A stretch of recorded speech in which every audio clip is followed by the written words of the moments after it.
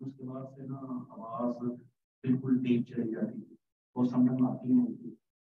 काफ़ी ज़्यादा मैंने क्वेश्चन करने की भी कोशिश की है ऑनलाइन, लेकिन वो उसमें ना जूम में बेसिकली करते ही हैं कि अगर आपने कोई क्वेश्चन करना है ना, हैंड रेज करें या फिर चैट में क्वेश्चन लिख देते हैं। इससे क्या होता है कि मुझे पता चल जाता है कि आपका क्वेश्चन यहाँ पे एक पॉपअप शो हो जाता है या कोई क्वेश्चन है। तो होता ही है कि अगर आप खुद कई बार ना अनम्यूट करने से दोनों की जो वॉइस है ना वो इंटरप्शन पैदा करती है। तो मैं क्या करता हूँ, मैं चुप करके आप सुन लेता हूँ क्वेश्चन और फिर अपना आगे आता हूँ। तो इसलिए इसका सही यही होता है कि आप हैंड रेज करें या फिर चैट में क्वेश्चन डाल दें, क्योंकि वहाँ पे तो शो होता ही है। बाकी HTML, क्योंकि ये भाई हमारे साथ में जुड़े हैं, HTML के थोड़े बहुत टैग मैं दोबारा से साथ साथ रिपीट कर रहा था कि इनको भी साथ में लेके चल सकें। और CSS मैंने तो यही सोचा था कि इनलाइन में ना हल्की फुल्की CSS है तो टैग को समझने में फायदा है। टैग ना आसानी से समझ आ जाता है कि वो फंक्शन क्या कर रहा है परफॉर्म, दूसरे टैग से उसको अलहदा कैसे कर सकते। बाकी हम कर लेते हैं, CSS दोबारा से स्टार्ट कर लेते हैं।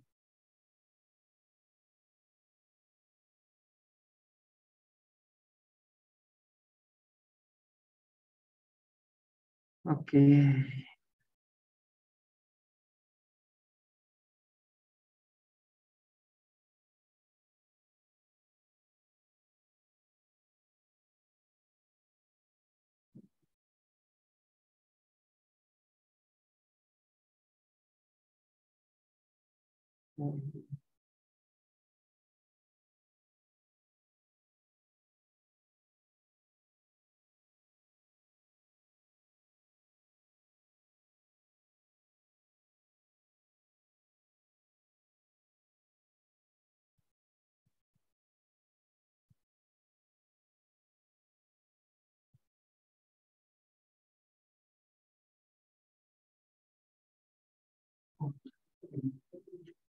कोई इशू नहीं है।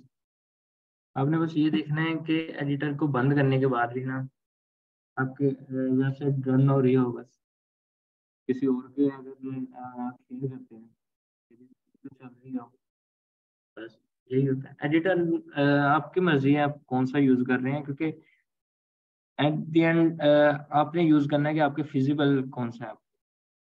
हमने तो यही देखना है ना कि मुझे कौन सी चीज सूटेबल करती है, मेरे हाथ पे कौन सी चीज टिक रही है। हर एडिटर की अपने कमांड्स हैं, शॉर्टकट कीज हैं जो कि हम यूज करते हैं, जो आपको आसानी से याद हो जाए वो एडिटर यूज कर। असल में मेरा ये मकसद था कि मैंने ये यूज किया, मुझे ये ज्यादा इजी लगा तो इसलिए मैंने रिकमेंड कर दिया। बाकी ये पाबंदी नहीं है, आप जो भी यूज करना चाहें वो यूज कर सकते हैं। तो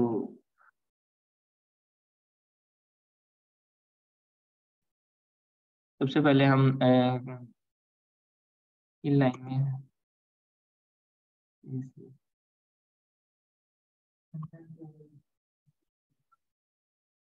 आज मैंने ना बताया, स्टार्ट किया था कि हम इंटरनल में इसको करें दलाल को। तो आईडीज और क्लासेस वो भी क्लियर नहीं है। आपको क्लियर है आईडीज और क्लासेस का फर्क? आपको पता है? मुझे उसने बताया तो मैं तो बार बार पूछ रहा था कि आईडीज और क्लासेस में क्या डिफरेंस होता है, आपको पता होना चाहिए, क्योंकि एट द एंड हमने यही यूज करना है, एक्सटर्नली यूज करना है। जब हम इंटरनल में लेके जाएंगे इन क्लासेस और आईडीज को डिफाइन कर देंगे तो हमारे लिए एक्सटर्नल बनाना इजी हो जाता है, हमने वहां से सीएसएस उठा के एक्सटर्नल लिखा है। हमारे ना आईडीज और क्लासेस दो तरह से आइडेंटिफायर्स होते हैं। हमारे एक पेज के अंदर एक से ज्यादा पी टैग्स हो सकते हैं, डिव हो सकती है, इमेजेस हो सकते हैं। तो अगर CSS के जरिए उन्हें एक्सेस करना है, क्योंकि अभी हमने ये टैग के अंदर लगाते थे CSS अपनी, तो हम जिस टैग में लगा रहे हैं सिर्फ उसी के अंदर CSS लगेगी। जी, एक से ज्यादा दफा यूज करने के लिए यूनिक आइडेंटिफायर, यानी कि वो एक बार यूज हो सकता है। आईडी को हम एक से ज्यादा यूज नहीं करेंगे।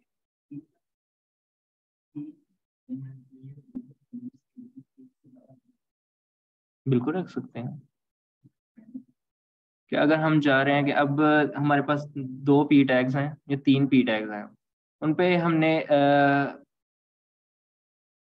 कह लें कि जो फॉन्ट स्टाइल है, नहीं नहीं नहीं नहीं नहीं, कोई बात नहीं।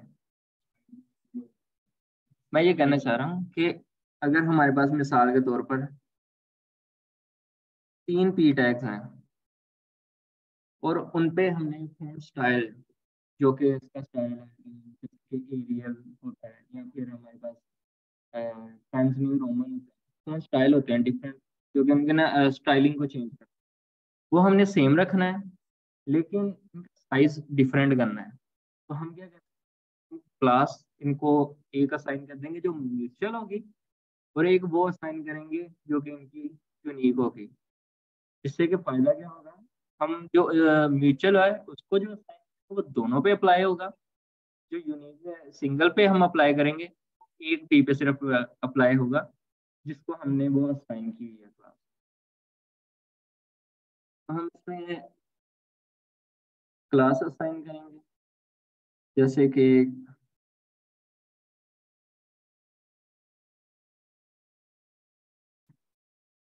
और दूसरी बात, जब हम इंटरनल CSS चलाते हैं तो हमने टाइटल को बाहर लिखना है, इंटरनल CSS को मिलता है, इंटरनल CSS की लिंक पहले आती है और हेड टैग क्लोजिंग पहले आती है। अगर हमारे स्क्रिप्ट टैग लगा हो तो स्क्रिप्ट टैग पहले हमने इंटरनल CSS लगानी है, उसके बाद एक्सटर्नल CSS लगानी है, उसके बाद हमारी जावास्क्रिप्ट आएगी। जो हमारे मेटा टैग जितने भी होते हैं वो हमेशा टाइटल से ऊपर रहते हैं। टाइटल, स्क्रिप्ट, लिंक्स, एक्सटर्नल, उन सब से ऊपर हमारे मेटा टैग्स होते हैं, क्योंकि जैसे ही वेबसाइट लोड होती है, ब्राउजर ने जब हमारी वेबसाइट को पढ़ना है, इंडेक्स करना है गूगल ने, तो उसे फाइलों को एक्सेस करने से पहले एक मेटा डिस्क्रिप्शन चाहिए हमारी वेबसाइट के मुतालिक, ताकि वो लोड कर सके अपने गूगल सर्च के अंदर। क्योंकि गूगल सर्च के अंदर ना तो हमारे फॉर्मेटिंग ने लोड होना है, ना इमेजेस में लोड होना है। हमारे बेसिकली जो लोड होंगी वो हमारी डिटेल्स हैं जो कि हमने गूगल के लिए रखी हुई हैं, ताकि वो रहें। तो मेटा डिस्क्रिप्शन में मेटा टाइटल के बाद टाइटल आ गया, उसके बाद एक्सटर्नल स्क्रिप्ट सबसे ज़्यादा टाइम। ये स्क्रिप्ट वो है जो लोडेड है, ऐसे स्क्रिप्ट जो कि हमें पोस्ट लोडेड भी चाहिए, पेज लोड होने के बाद वो रन हो जाए, फर्क नहीं पड़ता, तो हम वो फूटर में लगाएंगे, यानी कि बॉडी टाइप क्लोज। लेकिन जो हमें प्री लोडेड चाहिए, जैसे कि ट्विटर कार्ड्स को हमें करना पड़ता है, तो उसके बाद हमने फाइल को किसी को अटैच करना है तो वो हमें चाहिए। और अगर कोई फोकस लोड हो रहा है, कि जैसे वेबसाइट लोड हो कुछ भी ना हो, फोकस हो, तो इस तरह की चीज़ें हम पहले रखते हैं प्री लोडेड में, ताकि वो यूज़र को पहले मिल जाए। उसके बाद हमने इसमें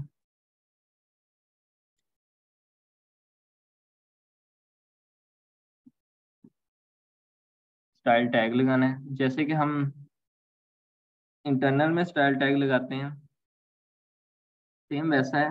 इसमें डबल कोट्स के दरमियान में हमारी प्रॉपर्टीज होती हैं, एट्रीब्यूट्स होती हैं, इसमें इन 2 टैग्स के दरमियान में आ जाते हैं। ये खुद एक एट्रीब्यूट है और इसके अंदर CSS की वैल्यूज और एट्रीब्यूट्स आते हैं डिफरेंट। ये टैग है जबकि ये एक एट्रीब्यूट है।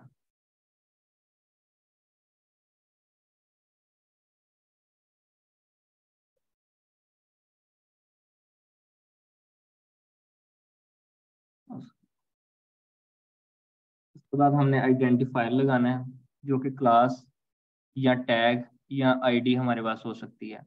अगर हमारे पास जितने पी टैग्स हैं, div टैग्स हैं, सबको एक ही CSS देनी है, हम डायरेक्ट टैग का नाम लिख देंगे सिर्फ। और अगर हमने किसी क्लास को टैग करना है तो हम उस क्लास को डॉट के साथ लिखेंगे। क्लास जो लिखी जाती है वो डॉट के साथ लिखी जाती है, और जो आईडी होती है वो हैश के साथ लिखी जाती है। ये जो आईडीज हैं ये हमारे लिंकिंग के भी काम आती है। जी, एलिमेंट एलिमेंट में तो कोई है ही नहीं, टैग्स डिफरेंट होते हैं, हमने टैग ही यूज करना है। एलिमेंट वही चीज है, टैग ही नहीं है बस। जी, नहीं नहीं, एक ही बात है, एक ही बात है। जो डिफरेंट चीज है ना, वो टैग्स, प्रॉपर्टीज, एट्रीब्यूट्स है हमारे। ये हमारे टैग है, उसके बाद ये एट्रीब्यूट है, ये प्रॉपर्टी है, और उसकी वैल्यू आगे आती है। जैसे कि अब मैं यहाँ पे स्टाइल ऐड करके यहाँ पे कलर ऐड करता हूँ और उसके आगे ब्लैक लिख देता ना, ये हमारे पास स्टाइल जो है ये एट्रीब्यूट है, ये इसकी प्रॉपर्टी है, ये इसकी वैल्यू है। इनको हम याद करते हैं कि अगर हमने देखना है कि डिफ्रेंशिएट करना है बेसिकली कि इन चीज़ का नाम क्या होगा, तो हमने ये याद रखना है, ये पहला जो हमारे पास चीज़ होगी ये टैग होगा, जिसके अंदर सारा कंटेंट आएगा। उसके बाद टैग के अंदर कोई हमने वैल्यूज ऐड करवानी है तो उसके एट्रीब्यूट्स आते हैं, वो ये एट्रीब्यूट्स कहलाएंगे। इसी तरह ये भी एक एट्रीब्यूट है, लेकिन ये आइडेंटिफायर है। उसके बाद उसकी प्रॉपर्टी आ जाएगी, क्योंकि CSS की प्रॉपर्टी है कलर। एक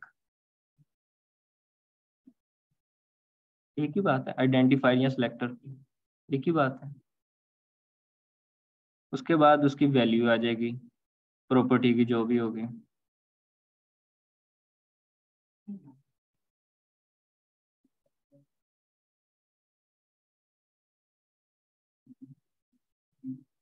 सिर्फ स्पेस डाल के आप टेक्स्ट टू लिख दें, दो क्लास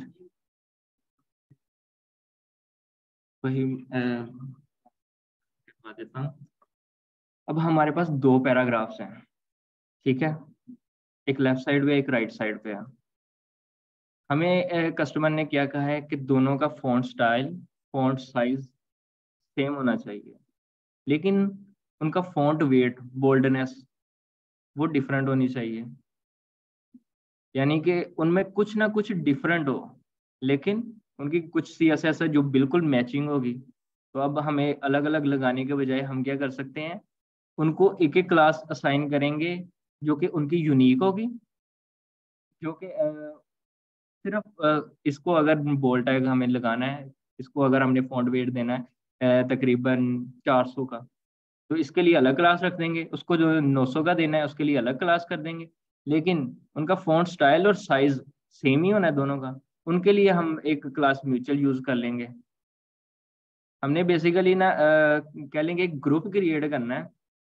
CSS में जब हम क्लास या आईडी यूज करते हैं ना, हम क्या कर लेते हैं, एक ग्रुप क्रिएट कर लेते हैं जिसमें कि डिफरेंट टाइप की CSS लगी हुई है, इफेक्ट्स लगे हुए हैं। अब हमने जहां जहां पे उसको अप्लाई करना है, वहां वहां पे उसकी क्लास ऐड कर देनी है, वो उस पर अप्लाई हो जाएगा। अगर हमें वो एक ही पी पे चाहिए, अगर इस पी पे मुझे वो चाहिए मैं क्लास ऐड कर दूंगा, अगर इस पे चाहिए इस पे भी ऐड कर दूंगा, अगर मुझे इस पे नहीं चाहिए तो मैं इस पे नहीं ऐड करूंगा। अगर मुझे एक से ज्यादा इस पे CSS क्लासेस ऐड करनी है, यानी कि अगर मेरे पास 5 तरह की CSS है, ठीक है, डिफरेंट बनी हुई है, मैंने एक में कलर दे दिया है, एक में बैकग्राउंड, उसकी इमेज, बैकग्राउंड साइज, रिपीट, वो सारी डिफाइन कर दी है। तो क्या करेगा, सिर्फ बैकग्राउंड ऐड करेगा, एक उसके कलर को चेंज करेगा, एक उसके फॉन्ट स्टाइल, साइज, डेट को चेंज करेगा, फॉन्ट की प्रॉपर्टीज। अब 3 तरह से मैंने बना दिया। अगर मुझे इस पी के अंदर बैकग्राउंड भी चाहिए, मुझे कलर भी चाहिए, फॉन्ट स्टाइल भी चाहिए, मैं तीनों क्लासेस में ऐड कर दूंगा। दूसरे पी में मुझे बैकग्राउंड नहीं चाहिए, मैं इसमें 2 ऐड कर दूंगा, तीसरी को स्किप कर दूंगा। ये इसका डिफरेंस है कि अगर हम एक से ज्यादा तरह की CSS को उस पर अप्लाई करना चाह रहे हैं तो हम ये कर सकते हैं। जब हम यूज करते हैं ना क्लास, इसको सिर्फ हम CSS, जब हम यूज करते हैं ना आईडी, आईडी के जरिए हम लिंक क्रिएट करते हैं। अ, आपने कई बार देखा होगा कि वेबसाइट पे जाते हैं ना, हेडर ओपन होता है, नीचे एक एरो का बटन होता है, वो ब्लिंक कर रहा होता है कि ड्रॉप स्लाइड डाउन ऐसे ब्लिंक कर रहा होता है। उस पर जैसे ही क्लिक करते हैं पेज स्क्रॉल अप हो जाता है। वो किस लिए होता है? वो आईडी के साथ अटैच होता है, निचले वाली आईडी के साथ। इसकी मिसाल अगर मैं दूं ना आपको, मैंने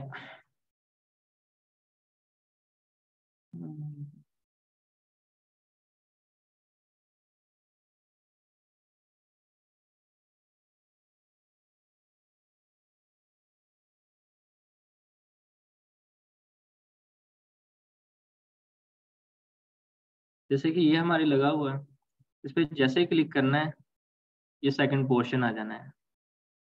लेकिन इस पे यहाँ पे निचली साइड में देखेंगे ना, हैश डाउन लगा हुआ है। हैश क्या कर रहा है? आईडी के साथ अटैच्ड है। ये पूरा सेक्शन जो है ना, इसको जो आईडी दी गई है वो डाउन की आईडी दी गई है, और हैश आइडेंटिफायर के जरिए से या सिलेक्टर के जरिए से उसको टारगेट किया गया। अगर मैं चाहूँ ना इसको न्यू टैब में ओपन करना है, क्योंकि हमेशा लिंक न्यू टैब में ओपन होता है, हमें यहाँ पे भी हैश डाउन शो हो गया, और ये पेज ऑटोमेटिकली यहाँ से स्टार्ट होगा, वो खुद ब खुद स्क्रॉल डाउन हो जाएगा। आपने वो क्लास देखी थी जिसमें मैंने अपनी एक लोकेशन की वेबसाइट शो करवाई थी? अ, उसमें हमने ना बड़ा मुश्किल का हल ढूंढा था। हम्म,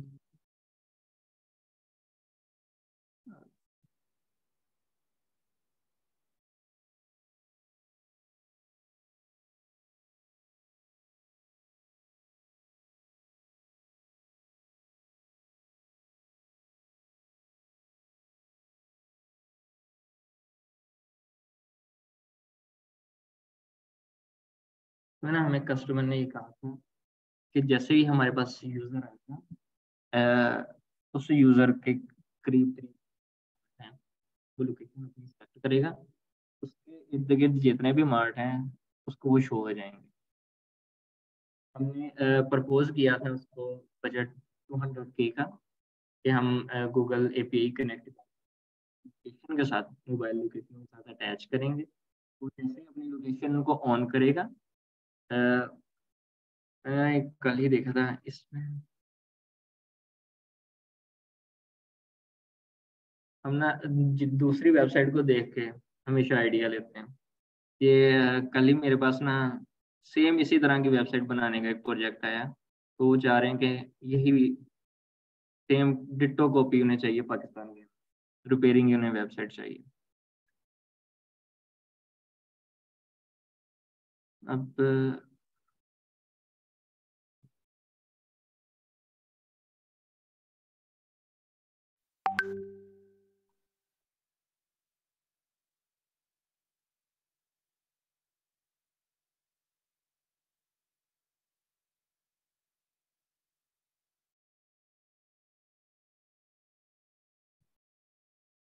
ये चीज़ है, यहाँ पे हमने पोस्ट कोड ऐड करना है, तो बस सर्च पे क्लिक करना है, जितने भी करीब करीब स्टोर्स हैं वो सारे शो हो जाएंगे। ये पोस्ट कोड के साथ है। वो चाह रहे थे कि हम डायरेक्ट लोकेशन अपनी ऑन करें, और वो इर्द गिर्द के सारे स्टोर दिखा दे, और व्यू डिटेल पे अगर क्लिक करते हैं तो उसका phone number, address, get direction, जिसकी वजह से वो उनका डायरेक्शन ऑन हो जाए, ये चीज़ चाहिए थी। ये चीज़ बन जाती है।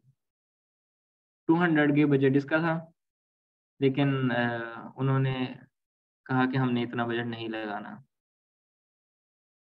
उसके बाद हमने ना नीचे ये स्टोर लोकेटर है एक, यहाँ पे ऐड किया, और ऊपर फाइंड अस का एक बटन लगा दिया। इस पे आप लेफ्ट साइड कोड लगा हुआ है पॉपअप का, इस पे जैसे क्लिक करते हैं हमारे पास पॉपअप शो हो जाता है। ये भी कनेक्टेड है हैश कोड के साथ। उसके बाद उसने अपनी लोकेशन सेलेक्ट करनी है।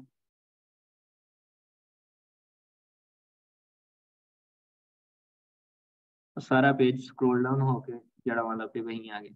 या आप यहाँ पे स्क्रॉल बार देख रहे हैं, ये ऊपर तक पेज बना हुआ है, ऊपर से नीचे तक, लेकिन ये यहाँ पे आ गया और जेरोड का ये हैशटैग लगा हुआ है। तो ये जो आईडी हम यूज करते हैं ना, वो दो चीजों के लिए यूज करते हैं, क्योंकि ये यूनिक आइडेंटिफायर है, और दूसरा लिंकिंग के लिए, ये एज ए लिंक भी काम करता है। इसका अगर बटन देखेंगे ना, बटन पे कंप्लीट लिंक इसका नहीं लगा हुआ।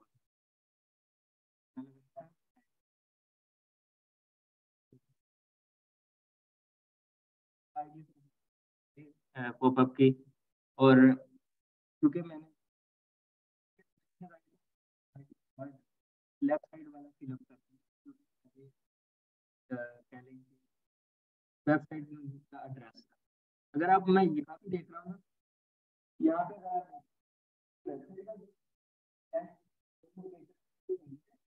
पेज स्टोर लोकेटर का है। अगर मैं यहाँ से इसको रिमूव करूंगा ना,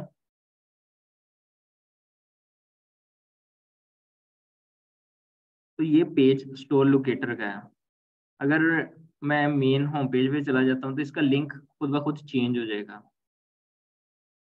तो मैं अब करूंगा ना,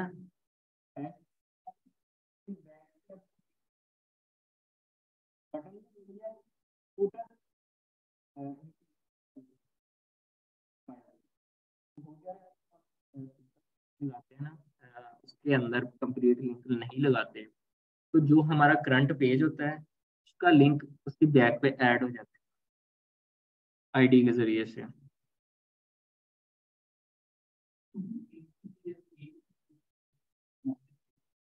जी, हम जितने मर्जी लिंक्स लगा सकते हैं। ए टैग लगाई है ना, उसके अंदर ए टैग्स और हैश कोड भी ए टैग के जरिए से लगते हैं। अगर हमने किसी आईडी को टारगेट करना है ना, अब मैंने ये आईडी को टारगेट किया हुआ है, अगर सबसे इजी हल, अगर आपने देखना हो ना कि लिंक किस में लगा हुआ है, किस में लिंक नहीं चल रहा, तो उस पर राइट क्लिक करते हैं ना, अगर आपको ओपन न्यू टैब का ऑप्शन आ रहा है ना, इसका मतलब है वो एक लिंक है, चाहे वो इमेज का हो, वीडियो का हो, या फिर किसी और पेज का हो, वो एक लिंक कहलाएगा। लेकिन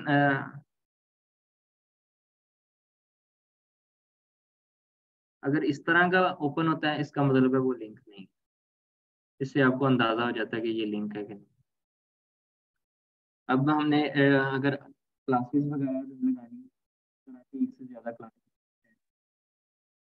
और हम अगर टेक्स्ट टू भी लगाना है हमने, तो सिंपल टेक्स्ट टू ऐड करेंगे, और इसमें अपनी स्टेटस ऐड। अब हमने लेके चलना है इंटरनल और एक्सटर्नल स्टेटस, आईडी और क्लासेस पूरी तरह क्लियर होनी, ठीक है, पक्की बात है। क्योंकि अभी आपने ये लाजमी याद करनी है, इसको बोलना नहीं है, इसके बगैर अब काम नहीं करना है हमने, क्योंकि लेके ही इनको चलना है। उसके बाद जो हमारे पास सिंपल चीज़ें होती हैं, फ़ॉन्ट स्टाइल आ जाता है, जिसमें कि हम टाइम्स न्यू रोमन, एरियल जितने भी हैं वो यूज़ कर सकते हैं। इसमें ना, मैंने आपको बताया था दो तरह के फ़ॉन्ट्स होते हैं, एक वेब सेफ फ़ॉन्ट होते हैं, एक रेगुलर फ़ॉन्ट्स होते हैं। वेब सेफ क्या होते हैं कि वो हर ब्राउज़र में चल जाते हैं, वो कभी भी स्टक नहीं होंगे, उन्हें वेब सेफ फ़ॉन्ट्स कहा जाता है। और जो रेगुलर होते हैं, वो कोई भी आप कहीं से भी इंपोर्ट करके चला सकते हैं, लेकिन वर्जन का फ़र्क आ जाता है।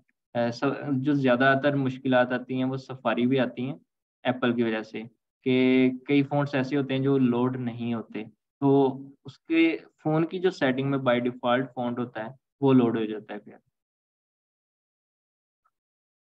क्या करते हैं उसके बाद, फ़ॉन्ट साइज़ हम px में दे सकते हैं, em में दे सकते हैं, और परसेंटेज में दे सकते हैं। अब px क्या करता है, पिक्सेल्स हैं, कितने पिक्सेल्स का उसका फॉन्ट साइज। परसेंटेज क्या करता है, रेलिवेंट टू पेरेंट टैग, कि हमारा पेरेंट के लिए कंटेनर जो है, अगर हम ये बेसिकली लगा रहे हैं ना टिब के अंदर या स्पैन के अंदर, तो उसका जो वॉल्यूम होगा या विड्थ और हाइट होगी उसके हिसाब से उतने परसेंट इसको फॉन्ट साइज मिल जाएगा।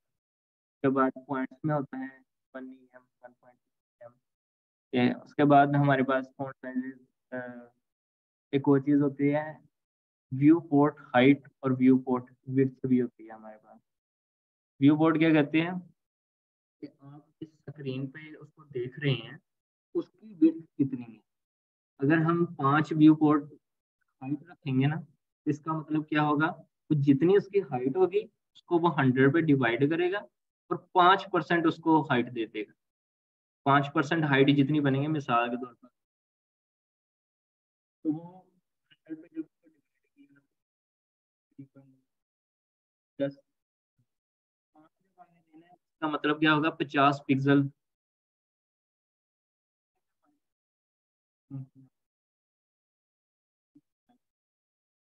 दूसरी हमारे पास व्यू कोड वेट हमारी जिस डिवाइस पे हो रही है तो कितना है, आप लोग खुद को एडजस्ट कर, बाकी 1 2 3 4 जितने भी हम ऐड करना चाहें।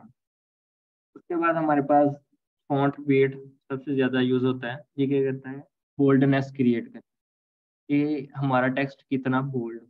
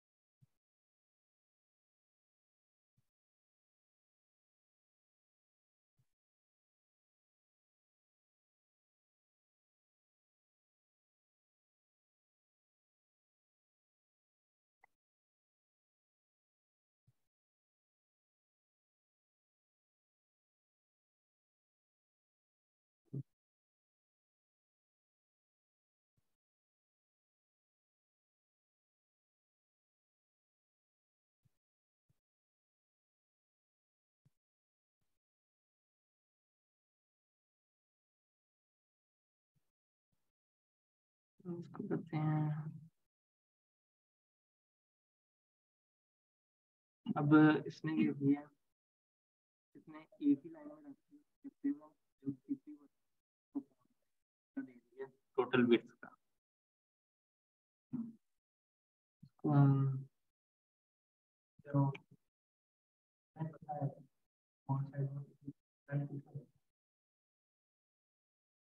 जी प्री डिफाइंड, ये प्री डिफाइंड नहीं हम ले रहे, परसेंटेज में ले रहे हैं। नहीं, प्री डिफाइंड का नहीं, पेरेंट टैग का।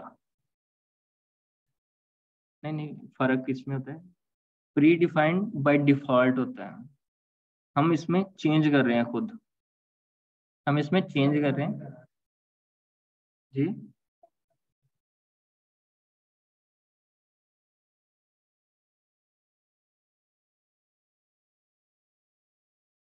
ये आ रहा है 8.8 पिक्सल आ रहा है। नहीं नहीं, इसका आ रहा है ये परसेंटेज है रेलिवेंट टू मेन हाइट। इसमें वो क्या कर रहा है कि 100% उसकी वेट है जो कि हमारे पास टोटल है, उसके अंदर 50% में वो एडजस्ट कर रहा है इसको, जितना भी उसका बनेगा। अब अगर हम इसको ले जाते हैं, उसने 100% में इसको एडजस्ट कर दिया। ये परसेंटेज है रेलिवेंट टू पेरेंट टैग, तकरीबन क्या एडजस्ट कर दे वो, रेलिवेंट टू पेरेंट टैग, ये आपने याद है, रेलिवेंट टू पेरेंट टैग हो। प्री डिफाइंड बेसिकली होता है कि बाय डिफॉल्ट जितना होगा, जो हम यहाँ पे ले रहे हैं वो रेलिवेंट टू पेरेंट टैग, जो परसेंटेज हम जहाँ पे भी यूज करेंगे ना, परसेंटेज डिपेंडेंट होता है हमेशा, परसेंटेज सेल्फ डिपेंडेंट नहीं होता। वो अपने पेरेंट टैग पे डिपेंड करता है या वो कर सकता है हमारी डिवाइस पे, डिवाइस की वेट हाइट कितनी होगी क्योंकि हमारे पास एक पहले से वेट मौजूद है, उसको 100 हिस्सों में डिवाइड करते हैं, उसमें से जितने हमने हिस्से लेने हैं परसेंटेज वो रेलिवेंट टू समथिंग होता है हमेशा।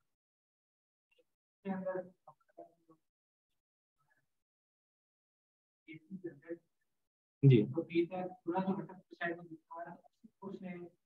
यूटिलाइज जी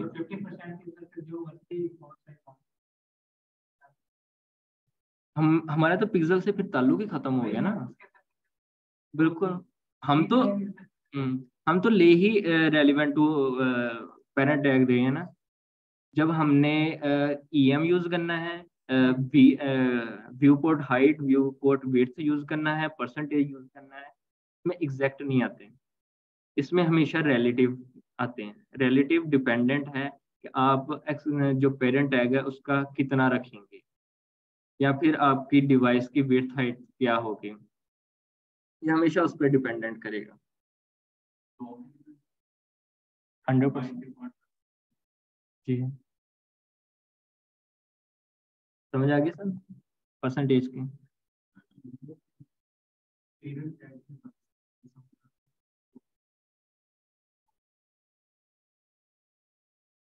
इसमें ना जितने भी हम चीजें करते हैं इसमें बहुत सारी चीजें रिलेटिवली चलती हैं, वो एक चीज दूसरे पे डिपेंड होके चलती है। हम अगर कोई भी चीज में चेंजेस करेंगे ना वो दूसरी चीज को इफेक्ट करेगी। खास तौर पे सबसे ज्यादा जो इफेक्ट होती है ना वो परसेंटेज होती है। जब भी आपने परसेंटेज यूज कर लेनी है ना, पेरेंट टैग चाहे उसका साइज आपने चेंज किया है या डिवाइस विड्थ ने चेंज किया है, उसने चेंज हो ही जाना है।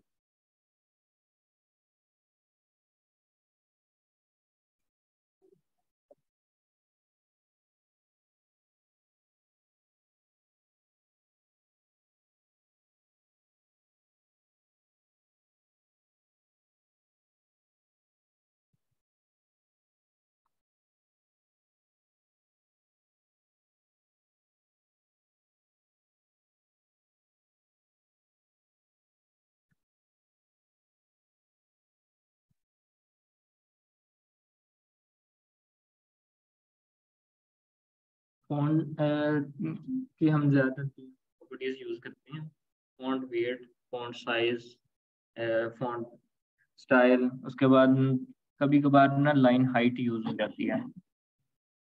अगर आपने लाइन हाइट बेसिकली करती क्या है कि ये दो अगर लाइनें लिखी हुई है ना इनके दरमियान कितना फासला होगा वो हमने सिर्फ यहाँ पे डिफाइन करना होता है, कितने पिक्सल का हम फासला रखना चाह रहे हैं।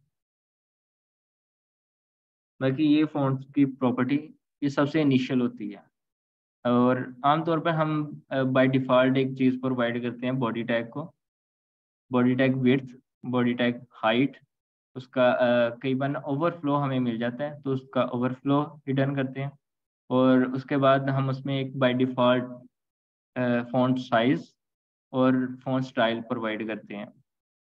कई बार तो कलर भी प्रोवाइड कर देते हैं, बॉडी का ना बैकग्राउंड कलर देते हैं, पूरी वेबसाइट का बैकग्राउंड कलर वाइट के बजाय अगर हमें कुछ और चाहिए जैसे ब्लैक वेबसाइट, डार्क वेबसाइट होती हैं पूरी की पूरी, तो हम बॉडी के टैग को फिर वो प्रोवाइड कर देते हैं।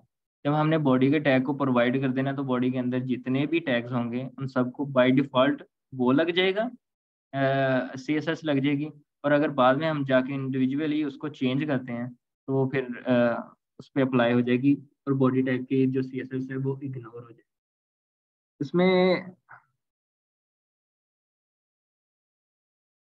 इसके साथ ना मैं आपको एक चीज़ और बताता हूँ।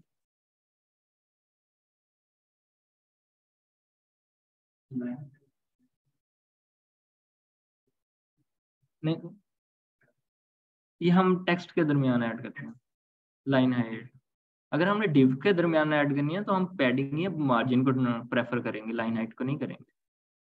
इसमें ना एक इम्पोर्टेंट का प्रॉपर्टी ऐड होती है, इम्पोर्टेंट की प्रॉपर्टी। बेसिकली ये करती क्या है, कई बार ना ऐसा होता है कि हमने एक क्लास ऐड की है, 5 पी है हमारे पास, उन 5 में से सेम चाहिए थी, हमने सेम क्लासेस को ऐड कर लिया, ऐसे सब पे लग गई सेम।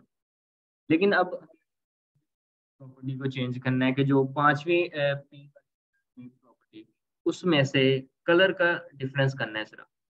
तो अब हमें क्या करना पड़ेगा, उसके लिए अलहदा से क्लास बनानी होगी और पिछली क्लास उसमें से रिमूव करनी होगी।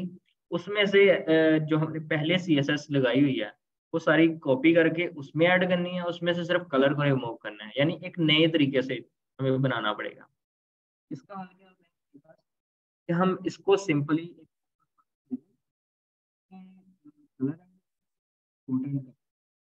क्या होगा कि हमने कोई भी सीएसएस पहले दी होगी वो इग्नोर हो जाएगी, जिसको हम इम्पोर्टेंट कर देते हैं उसकी वैल्यू बढ़ जाती है।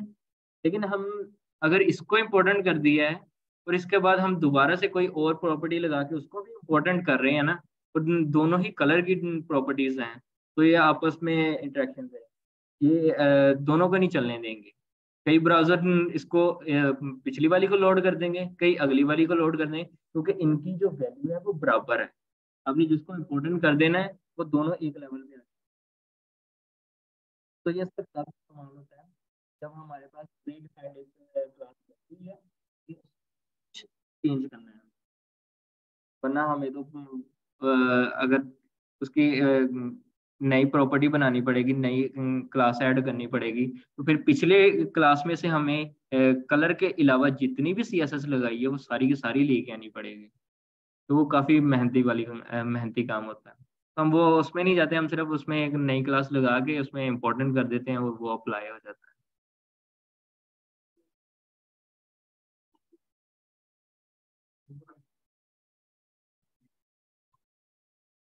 अगर 2 इम्पोर्टेंट लगे होंगे, इसमें डिफरेंस आ जाता है, ब्राउजर का डिफरेंस आ जाता है और दूसरा वर्जन का, कि कौन सा ब्राउजर किसको प्रेफर कर लेगा। दोनों की वैल्यू सेम, जब वैल्यू सेम हो जाएगी ना, अब ये ब्राउजर पे है वो किसको पहले लेगा। हो सकता है कि आपने तरतीब के साथ लगाया कि पहली क्लास एक लगी हुई है जिसमें का रेड कलर है, उसके बाद मैंने दूसरी क्लास लगाई है जिसमें के ब्लैक कलर है, तो ये रेड वाली पहले आ रही है, उसने ये पहले लगा दी। लेकिन सीएसएस की फाइल में ये पहले आ रही है, वो पहले लगा देगा। तो ये डिफरेंस क्लैश हो नहीं है।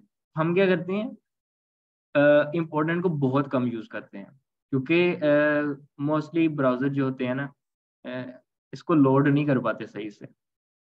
हमारी कोशिश होती है कि हम कम से कम यूज करें, लेकिन जहाँ पे ज्यादा काम करना पड़ रहा हो, हम इसको प्रेफर करते हैं कि इम्पोर्टेंट लगा के काम चला लें। आमतौर पे इसको लोड हो जाते हैं, लेकिन कोशिश होती है कि हम इसको कम से कम यूज करें। क्यों? जी।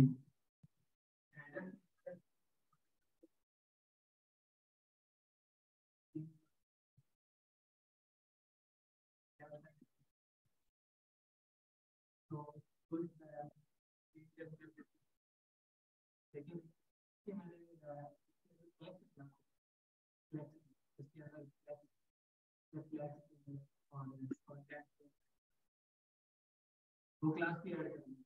लेकिन अब मैं क्या करता हूँ कि ये साइड होता है, इसकी साइड होता है। तो मैं चाहता हूँ ओवर वाली प्रॉपर्टी कैंसिल होके मैं अलग से क्लास होता हूँ फोर्थ क्लास, तो वो नहीं, ये उसमें क्या है नहीं, उसमें ना हम जो यूज करते हैं ये आगे ना एडवांस में आता है, इसमें ना मीडिया स्क्रीन ऐड करते हैं।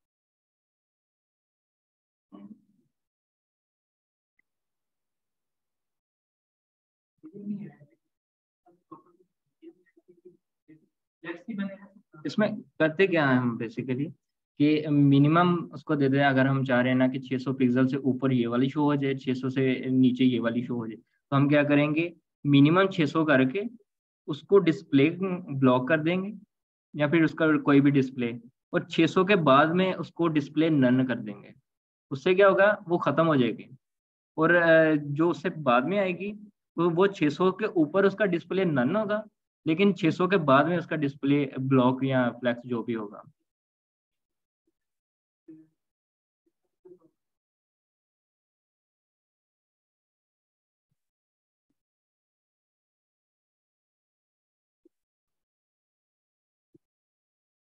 बिल्कुल, ये हिडन करना है बेसिकली कि हमने 600 से ऊपर वो वाले डिम को show करवा देना, दूसरी डिम को हाइड कर देना, तो हमारे पास एक मिनट में हाँ, उसको हमने हाइड कर देना है, जो कि हमारे पास ये वाली है, तो दूसरी को show करवा देना। उसका ये सारा चलता है डिस्प्ले पे। डिस्प्ले हम जो प्रॉपर्टी लगाते हैं ना, हमारे पास कुछ ही चंद प्रॉपर्टीज हैं जो कि सबसे ज्यादा इम्पोर्टेंट है। डिस्प्ले उनमें से एक है। डिस्प्ले में हम उसको फ्लैक्स कर दें, ब्लॉक कर दें, क्या होगा, वो हो जाएगा। जब इसको हमने नन कर देना है, हिडन हो जाएगा। हिडन का मतलब ये नहीं कि वो जगह में छोड़ेगा, वो ऐसे ही है कि पे है ही लोड होगा, लेकिन वो अपनी जगह में तो अपनी जगह पे यानी स्पेस साइड जीरो हो जाएगा, तो अभी स्पेस को बाई नहीं करनी है, हमें उसका डिस्प्ले नन कर देना है बस।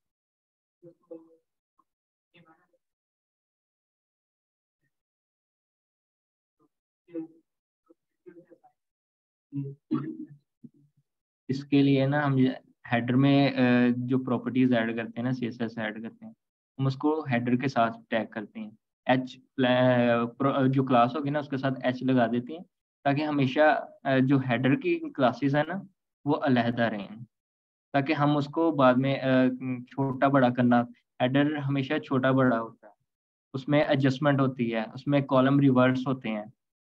जब हम उसमें ऐड करते हैं ना, छोटी स्क्रीन पे लेके जाते हैं, तो कई बार ऐसा होता है कि अगर लोगो दरमियान में था ना, वो लेफ्ट साइड पे चला जाएगा। जो दरमियान में वो लेफ्ट साइड पे मेन्यू लगा हुआ था वो हैमबर्गर बन जाएगा। जो लिंक्स लगे हुए थे वो सबसे टॉप पे चले जाएंगे। तो ये कॉलम स्वैपिंग होती है उसमें, तो हम इसको अलहदा रखते हैं इसलिए। उसमें ये फ़ॉन्ट की प्रॉपर्टीज सारी हैं।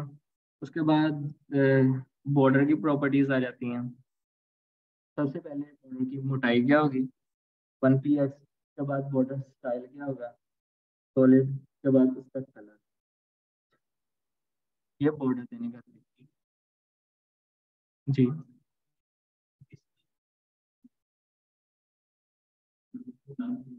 डिस्प्ले नन करने से हाइड हो जाती है। अगर ब्लॉक करते हैं तो 100% पिक्सल पे चला जाता है, 100% विड्थ ले लेता है, वो ब्लॉक लेवल है, उसके साथ कोई भी और डिव प्रॉपर्टी नहीं आ सकती, उसने विड्थ पूरी लेनी। उसके बाद हमारे पास आ जाता है इनलाइन। इनलाइन क्या करती है, जितनी कंटेंट है उतनी विड्थ लेगा, उससे ज्यादा नहीं वो लेगा। उसके बाद हमारे पास और भी आ जाती हैं, ग्रिड आ जाती है, फ्लेक्स आ जाती है। फ्लेक्स क्या करती है, फ्लेक्सिबल डिव क्रिएट करती है कि जब हम स्क्रीन को छोटा बड़ा करें वो खुद को एडजस्ट कर सके, उसके दरमियान जो कंटेंट है वो एडजस्ट हो सके। वो फ्लेक्सिबल बॉक्स बेसिकली होता है। ग्रिड में क्या करते हैं, कॉलम्स क्रिएट हो जाते हैं बेसिकली। ग्रिड आमतौर पे इतना यूज नहीं होता है, फ्लेक्सिबल बॉक्सेस और सिंपल सेक्शंस हमारे पास ज्यादा यूज होते हैं।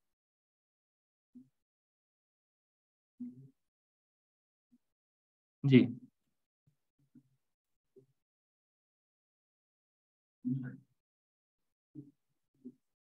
जितना कंटेंट है,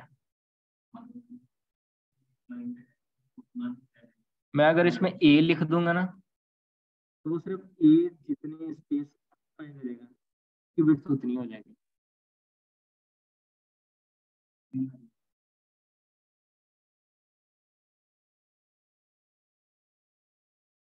इसका ना हम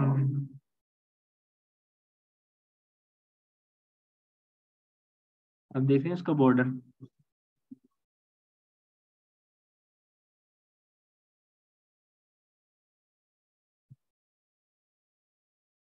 जितना कंटेंट है उतने,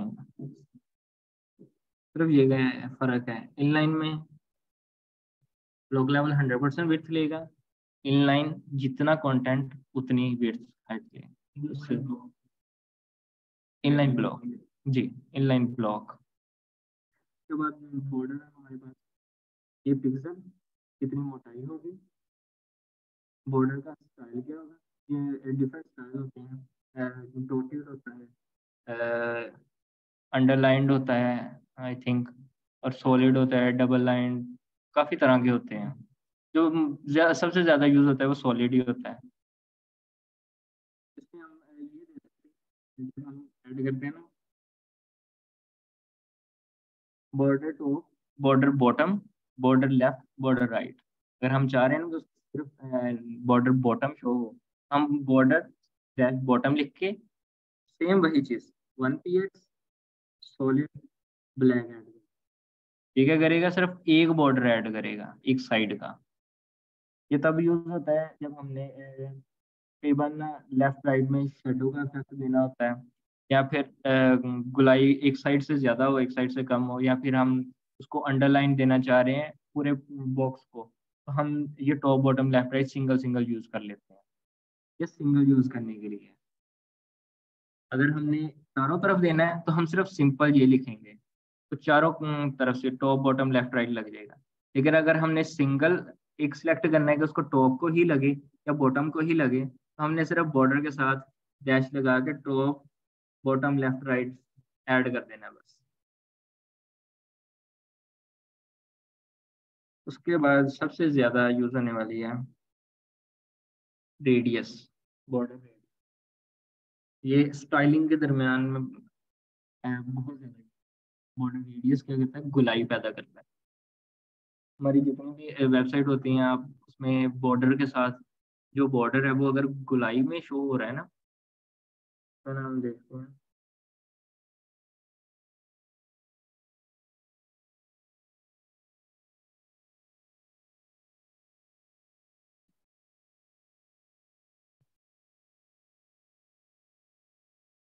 ये साइडों से देखते हैं, ये गोल हो गया बॉर्डर। ये क्या करता है, बॉर्डर रेडियस, रेडियस क्या करता है, साइडों को गोल करता है। ये भी सिंपल यही होता है। इसमें ना एक फर्क है बॉर्डर रेडियस में, अगर मैं 5x लिख दूंगा, ये क्या होगा, पहला टॉप बॉटम आ जाएगा, दूसरा लेफ्ट राइट आ जाएगा। और इसके बाद मैं 5x लिख दूंगा, टॉप बॉटम लेफ्ट राइट अलग अलग हो जाएंगे। इस तरह से हम अगर सिंगल सिंगल, ये तब यूज होता है जब हम कार्ड जब क्रिएट करना चाह रहे हैं, टॉप लेफ्ट राइट और नीचे से राइट वाली साइड सिर्फ वो गोलाई में हो, जो लेफ्ट टॉप और बॉटम लेफ्ट हो गए ना, वो किनारे सीधे हों, तब हम ये यूज करते हैं। कौन से हों? जी जी, सेम उसी का। इसमें क्या है कि एक साइड गोलाई में जाएगा, दूसरी साइड में फिर किनारे आ जाए, या बॉर्डर रेडियस। ओके, आज के लिए इतना ही सिर्फ। तीन, अब कैसे एडजस्ट करेंगे फिर, या तो जोड़े बना सकते हैं, या सिंगल सिंगल कर सकते हैं, या चारों को कर सकते हैं। तीन करने से फिर आप उसका बैलेंस खराब कर देंगे, एक बीच में से छूट जाएगा। इसके लिए भी ना रेडियस जब हम एक साइड या दो साइड का देना चाह रहे हो ना, तो हम इसके लिए भी ना यूज करते हैं।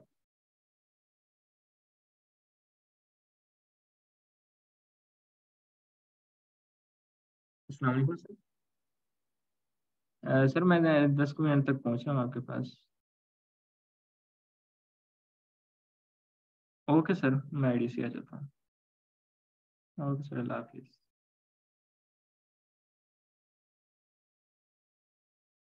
तब हम ना क्या करते हैं कि सिंपली एक एक पिक्सल को ज़्यादा कम करके चेक कर लेते हैं कहाँ पे एडजस्ट हो रहा है।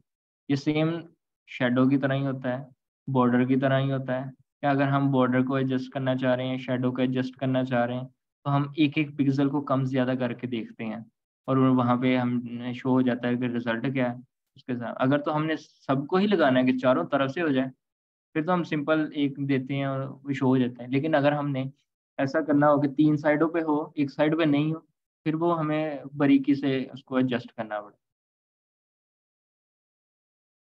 हम्म,